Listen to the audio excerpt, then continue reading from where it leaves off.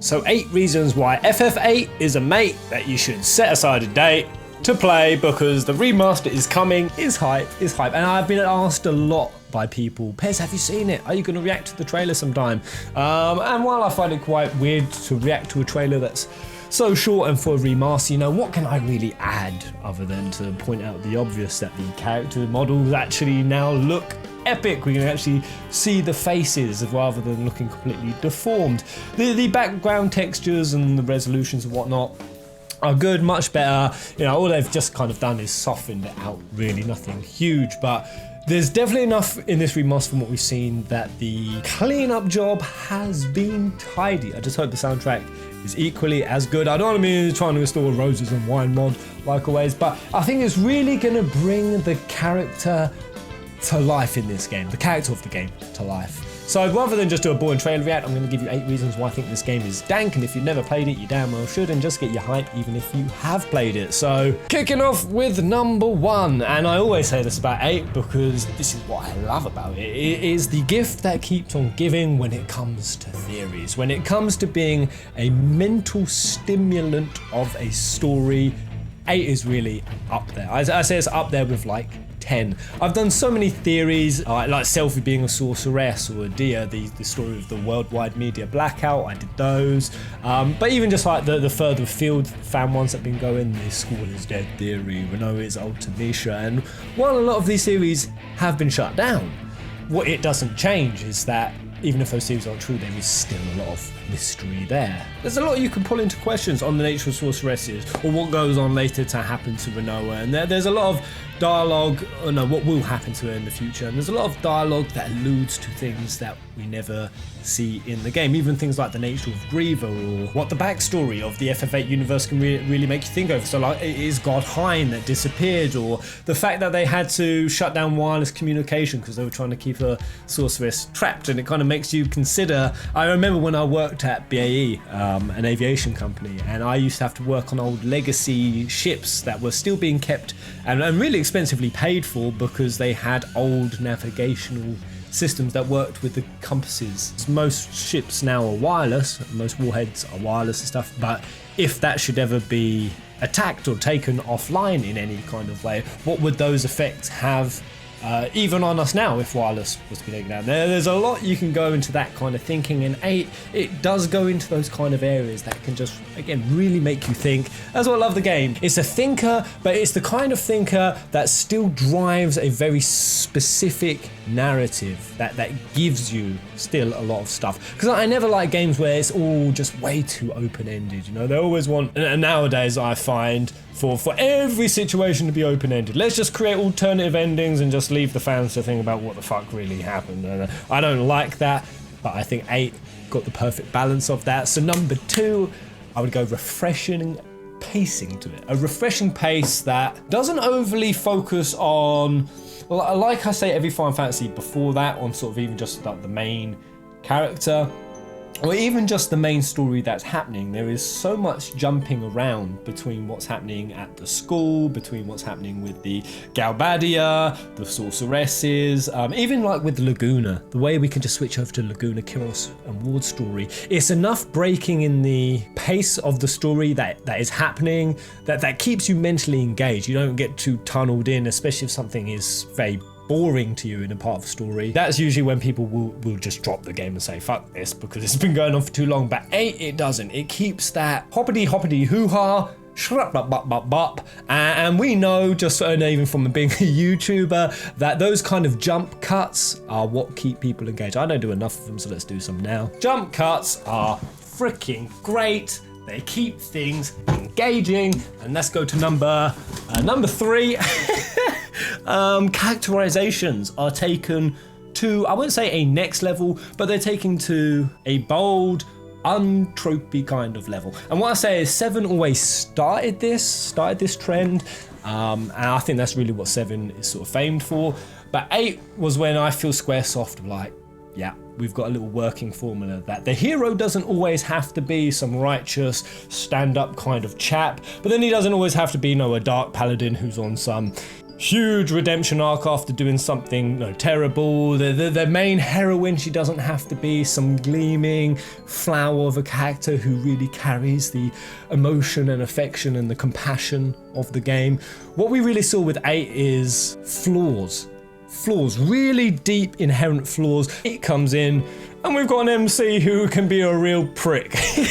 Like most games want you to love their MC. Love him. With school, they're like, fuck, we don't give a shit. He's a butthole. He can be a butthole. Here it is. Even with Renoa, she's supposed to be the main love interest, but notice how often she's seen as this bratty, selfish, sport kind of rich girl. And I love it when Quistis blows up. Oh no, even Quistis.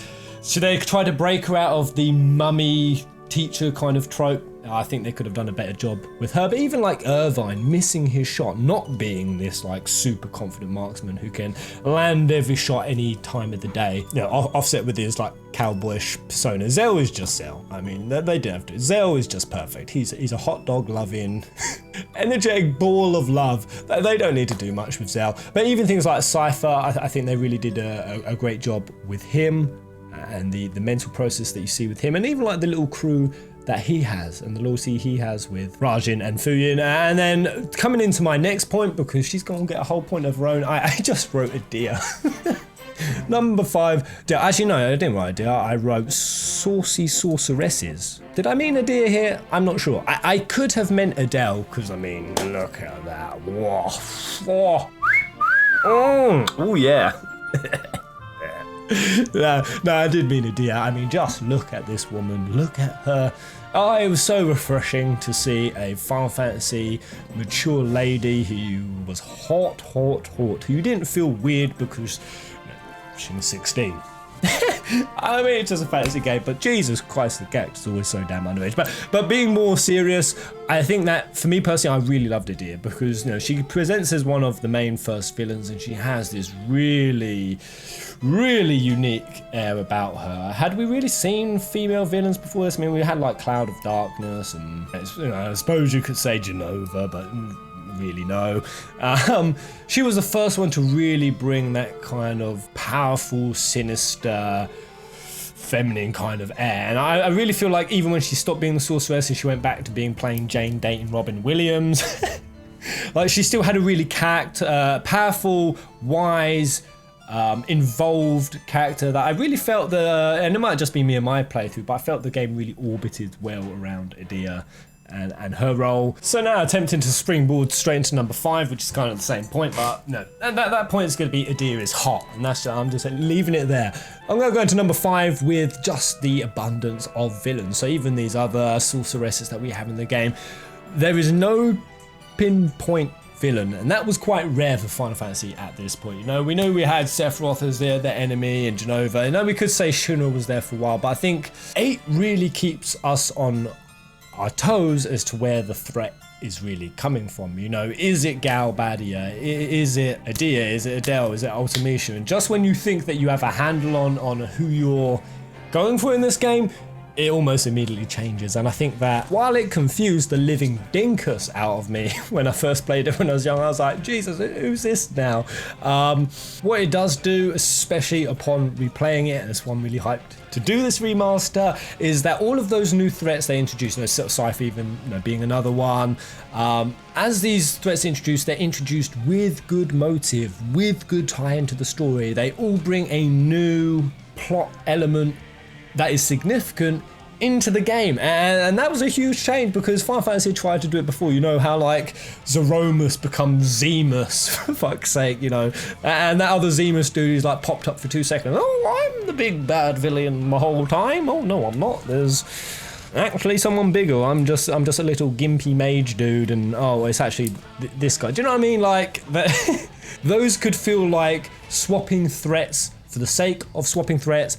8 really doesn't do that. It really makes it significant that these are the new threats you are up against, and again, it has a magnificent way of keeping you involved and interested in what is happening. And then I'd go number 6, blasting through this list real quick because it's coming this November. Woo! I was not expecting this to get released, and there is going to be a physical copy, though it is pretty ludicrously expensive. Really damn expensive. But going in with number 7, I would say Youthful Approach. That's what I wrote down, Youthful Approach. And what I mean by this is everything up until 8's point, no, we never really had that sort of school setting. You kind of had these really young, they were still really young characters, but you never knew they were young. Like when you look at like the 6 or the 7 or the 5 you would never guess that most of these characters are between 18 and 20 or 16 and 20 sometimes, because they were so goddamn adult. They really were. And the stories, while I love them to bits, they did have that very mature kind of hero's journey of men and women who are dealing with these very deep personal breakthroughs in their lives and dealing with these hardships and these emotional baggages that they all have that seem very, very almost unnatural, I'd say, for people at that age. Not unnatural because the world settings are very different and they work. But what I'd say with 8 is it keeps that youthful element. The fact that this is a school. We go around this school, we're playing cards, we're racing to the cafeteria, and there's school councils and boards, and even Cypher's part of one, and he's using it to be a dick. You get this schoolish, childish type elements. You see them worry about things like grades and passing examinations, or you see them like play in a band in Fisherman's Horizon, and they're back just being kids. And though there is this very serious, heavy venture of saving the world going on, the fact that that youthful side runs alongside it, I think it just makes a really nice. I think that's maybe why I love Type 0 so much. It's that same core element that 8 has, that you get to see these different paradigms of the characters, and you get to see them connect to different levels, and that's why I think it just hits so many check marks. But finishing off number 8, and I've just got to say before I do this, I'm so happy to see how much love there is for 8. I started really seeing it when it didn't get released to the Nintendo Switch, how many people were like, oh my god, why not? There's so much passion for 8, and it's interesting considering 8 has in its history been criticised as being a game with its inherent flaws. I don't even know if I've done 8 points here. I think I might have missed one. Well, I've got 2 more points anyway. I'll quickly do. One of the points I think I've missed is way more interactive. Like the game is way more interactive, I think, than previous Final Fantasy. The way that you can even engage in dungeons, like the final dungeons with a piano, you might get a different boss. The way that there's more dialogue options, even like when you do summons and you actually get to interact with that, or Renza Kuken, another limit breaks, but you actually get to interact with. It was way more involving the player into the game. Even like when you're in the cities and you just get you got to leg it to go and get the tram to the right area. Little things like that you didn't see much of in Final Fantasy IV. Now again, 7 started it. You click a dolphin to flip you up onto a thing, but 8 took it more level. So I'd say way more interactive. It's a pretty interactive game. Especially also with its mini games. I can't wait to do Triple Triad again. But the final point I did want to make is number 8, buying the remaster will support Square Enix. Now, I felt a bit weird adding this on here because financially endorsing a company is something I feel, I can be the heaviest criticizer of buying Square Enix shit for the sake of it, because they can take liberties at times, massive liberties. 15 New Empire, some of the microtrans, some of the merchandise that they just flog out the door that isn't up to quality compared to the price tag they're demanding. So I'm not making this point to say, it's Square Enix, buy all their shit. But at the end of the day, at the very heart of it, do I really want Square Enix to succeed? Yes. Do I want to see more Final Fantasy? Do I want to see this company continue? Do I want to see them grow? Now, I don't want them to sink just because they've had such teething issues in this new gen of gaming. I still believe they're a company that can bring us great products. They are the gatekeepers to some of my favourite games, and they've been involved in some of my favourite games. So I'm not saying Square Enix are perfect, but I do want them to do well, and without a doubt, these remasters support them hugely. When Squaresoft was coming to Square Enix days around that FF10-ish kind of era, the company nearly tanked. They were getting into a stage where every single Final Fantasy they were releasing was like an all-in bet.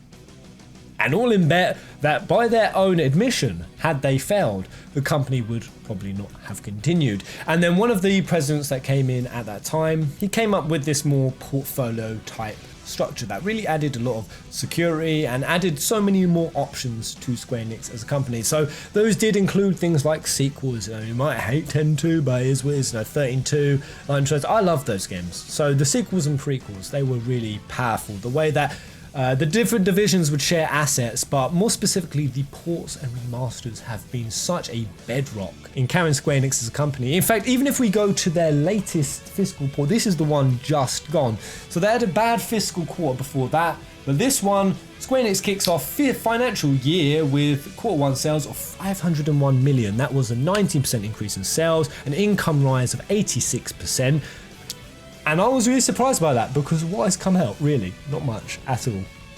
Yet they've had a really good financial year, and that's driven in part, as it says here, by 14 and remasters. Things like the Switch stuff they've been doing for 10, 10-2, 12. They specifically credited those for being a really solid buffer in their portfolio, and also all the PC stuff, so like downloads.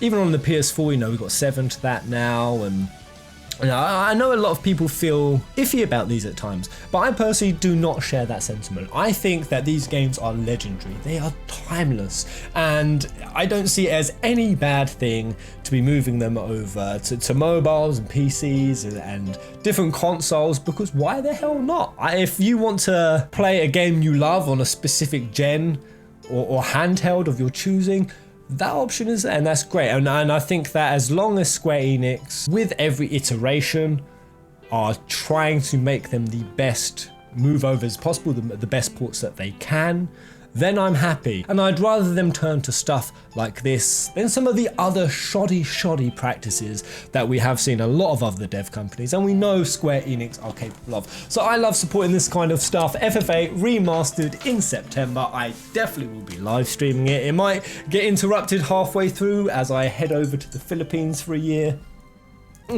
But the thought that I could be playing an 8 remaster and 7 remake as I move over to another part of the world is so damn exciting. I'm so happy to have this channel. Comment, like, and subscribe, and let me know what you are hyped about with 8 remaster. Who's going to be playing it? When have you played it? Have you ever played it? And if you could have done this list, what other point would you have added for why 8 is such a make that we should all set aside a date? But I'll see you on the next video, guys. Goodbye.